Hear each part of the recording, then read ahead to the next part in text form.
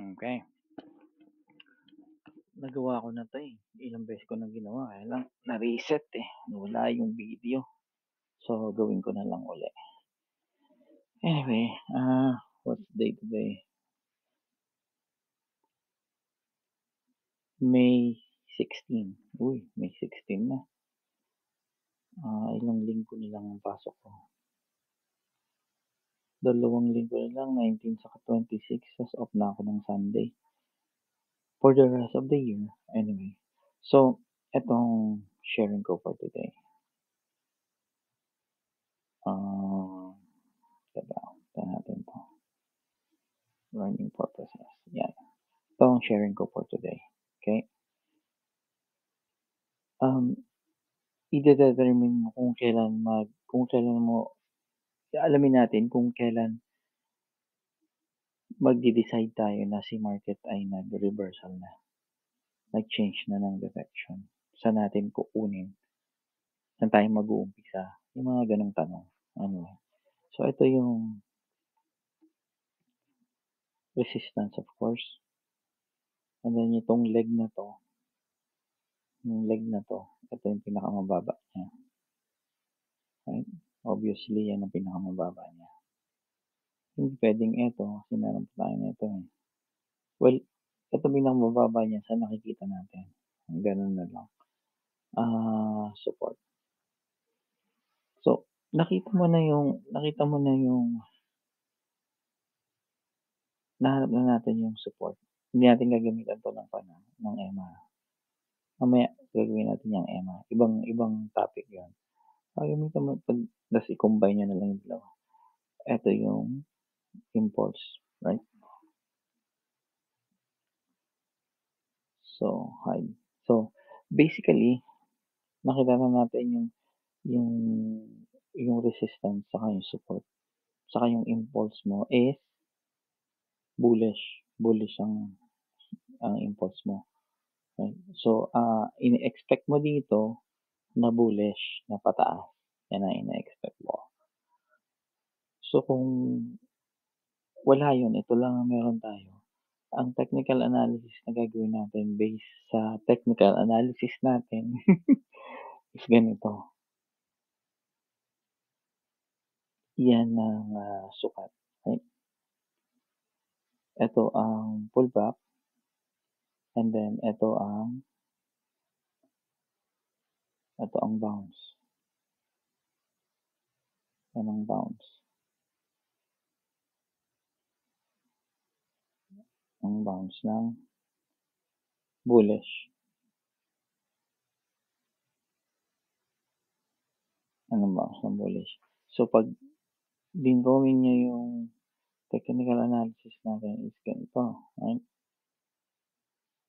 Impulse, pullback, bounce, and then bullish, which is ang target mo is pataas, so measurein mo yung pababa. Ito, pababa, right? So, ito ang target mo. Yan ang target mo. Estimate target mo yan. Estimate target. Yan. Yan yung bullish trend natin. Yung bearish trend natin kasi nakita natin tong impulse na 'to, which is bearish. Susukatin din natin 'yan. Susukatin din natin 'yan. So, ang pullback nito is itong 0.75, yan ang pullback niyan. Right? Pullback. Ito yung pullback ng isa. Ayan. So, 'pag dinrowing natin 'to, ito pala ang kanyang, bounce. Ito yung bounce ng isa. Yan ang bounce ng isa.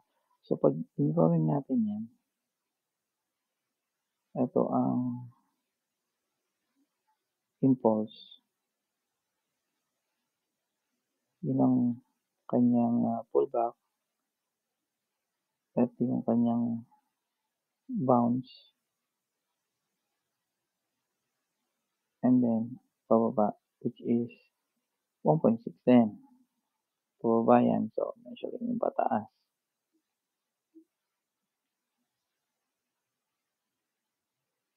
which is 1.6 din. So, ito ang bullish mo, 'yan.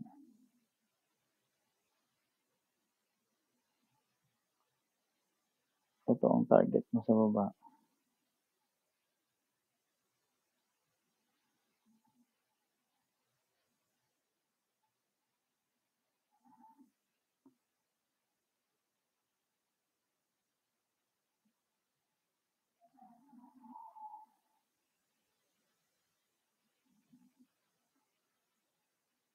'Yan ang target mo sa baba, right? So, 'yan yung senaryo mo. Ang hedge mode mo is nandito, 'yan, hedge mode. So, how does this work? Itong bounce na 'yan, dalawa yung bounce na 'yan, diyan maglalaro si market bago ma-break, pupuntahan niya kung saan siya pupunta. Si market ang magde-decide no'n, right? So, 'pag nilabas na natin 'to, 'pag nilabas na natin 'yan, ito ang itsura niya. So, kung re-reviewhin natin 'yan, si market puwedeng may adjust 'to kasi nandito na, eh. So, ang una niyang gagawin is magpupunta siya rito, yung impulse ng reversal, right? Impulse ng reversal, yun ang una niyang gagawin. Anong gagawa siya ng low, nasaan ang low mo dito sa leg na 'to, yun, 'di ba? So, lipat natin 'yan. Ito ang low sa leg na 'yan. Bale 'yan ang pullback mo sa baba, right? And then, nasaan ang high nito, yun, 'di ba? So, lipat natin 'to. 'Yan ang high niya. 'Yan ang pullback nung taas, right? And then, nasaan ang bounce niya rito? Ito, within the bounce, bouncing area. And then, yung bounce niya sa taas, yun, 'yan, bounce niya sa taas.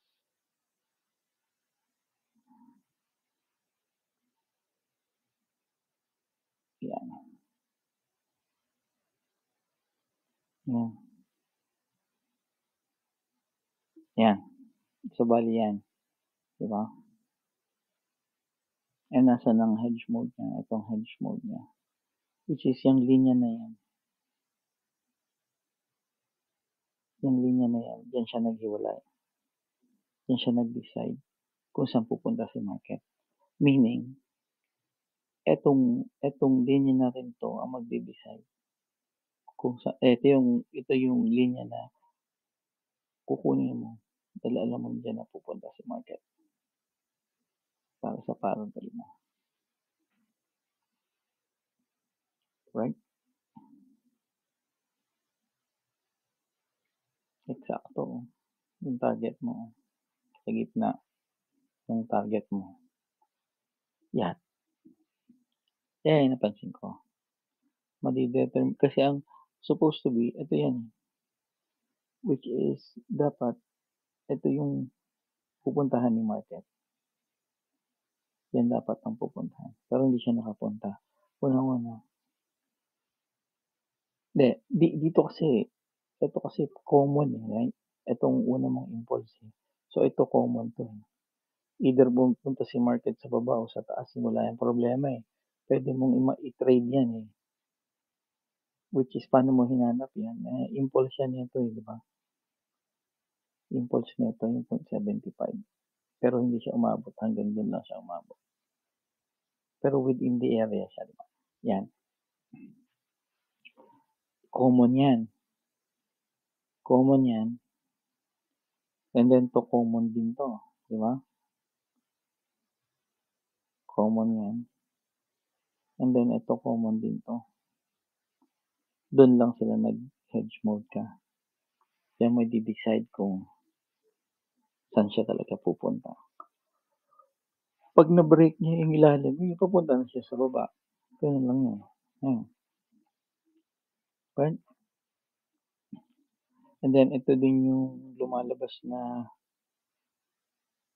'yan,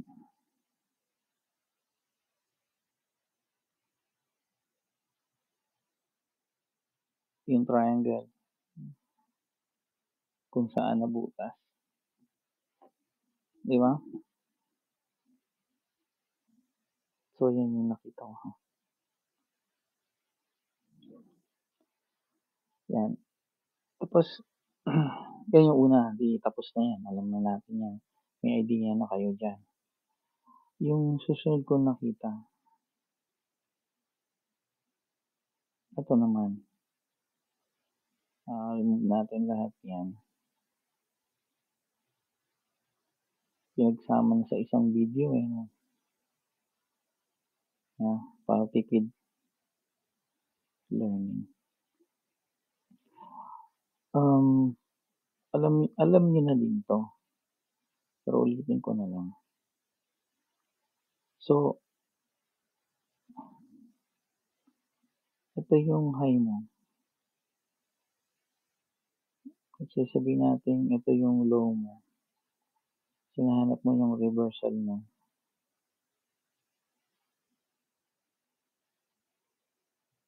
hindi ito yung reversal mo, yan yung reversal mo. Not reversal, but pullback area mo, parang reversal na rin yan. Ayun ang alam mo na pupunta diyan yun. So, at alam mo na 'to na bababa yan. Yan yung mga measurement niya, bababa na. Pero hindi mo pa alam yan. Ang alam mo lang natin is eto,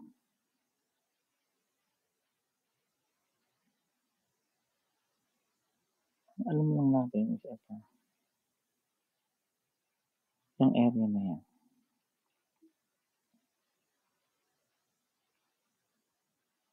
Yan lang ang alam natin.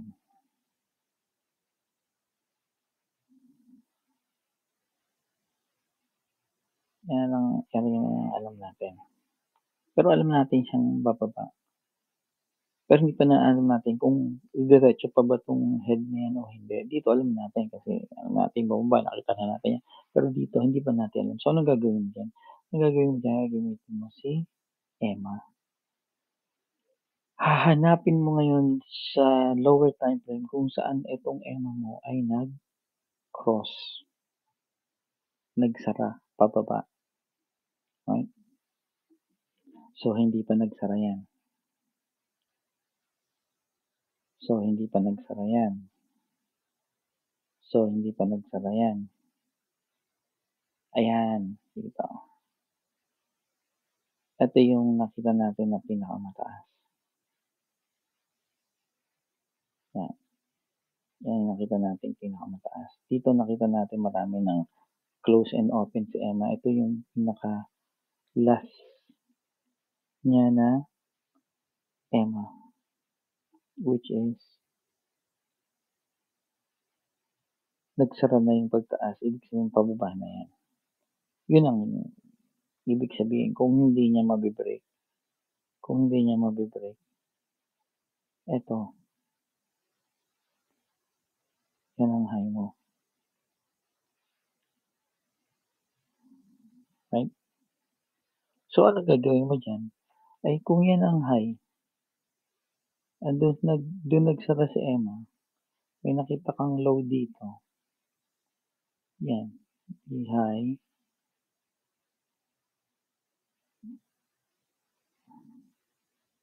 Gagawin mo din yung ginawa mo kanina. Right? Gagawin mo din yung gagawin mo kanina until ma-break yung isa dyan. So, anong gagawin natin? Gagawin natin yung ginawa natin kanina. Mabilisan lang. Hide. Wait. Mabilisan lang. So, eto yung high mo, eto yung pullback mo, right? Eto ang bounce. Ay, draw na nga natin, nandito ako, eh. Yan, try natin. Ito yung bullish, bullish. Ay, yan yung bullish mo. So, pag measure natin 'to, ating measurement, ha.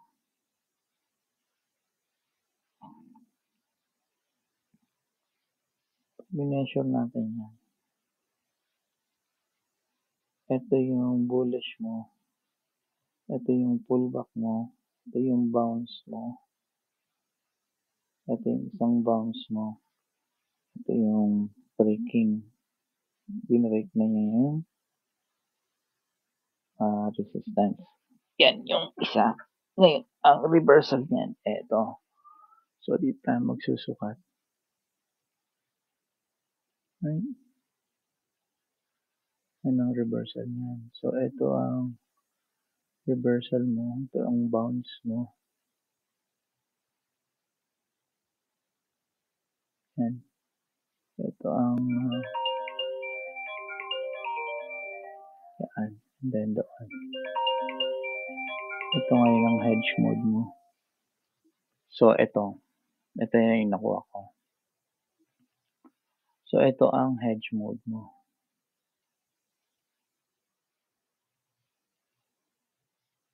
Itong area na to. Yan ang hedge mode mo. Right? So, ito yung drawing. Yan. See?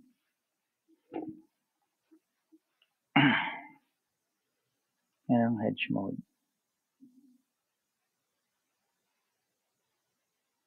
Pwede ito.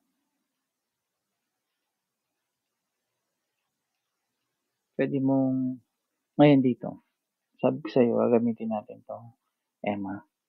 So, ang EMA, confirmation mo ito. Meron dito si EMA na pababa, hindi pa nagsara. Ayan o. EMA, confirmation. Right? So, pag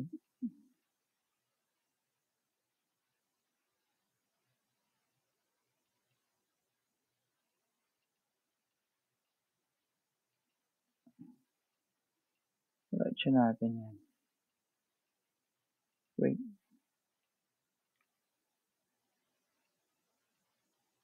Ayan, EMA. Yan, ito yung nahanap ko. E di nag-confirm na si EMA dito. Nag-confirm na si EMA dyan. Nadurog yan na yan. Nadurog yan na yan. Yan. Yan.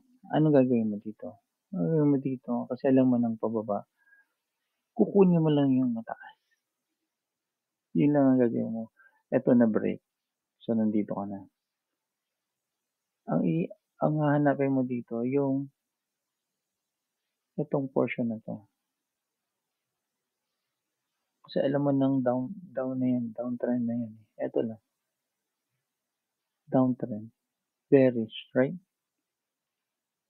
Measuring mo lang tong mga bearish. Dito sa mga 0.5 na yan. Kung gusto mong malaman kung ito tapos na, hanapan mo lang sila ng cross dun sa area na yan. Yan, EMA yan, di ba? So, nag-confirm na si EMA dito. So, ito yung una mong trade. Measure mo yan. 0.75. Anong pinakamalapit? Yun. Yan. Yan ang entry mo. Ito ang entry mo. For short. And then, so, anong support? Ito. kunin mo rin yan. Eh di eto na yan. Anong entry mo? Eto, yung pinakamalapit. Kung hindi mo makitaan ng entry yan, tandaan mo yan. Yan, hanapan mo naman ng EMA. Kung saan sila nagsara o nag-bounce. Yan, dito. Nag-close si EMA, tumaas ng konti, tapos nag-open ulit. Eh di yan yun. Tama yan. Dito. So, ito na yung susunod. Dito. Yan. Parehas na yan sila. Ito na yung susunod. O, yan. 75. Diba? Yun lang. Financial kung once na nakita niyo na yung bias niyo, ganun na lang ang gagawin mo. Okay? Sana makatulong. Kopyahin ko nga ito. Download.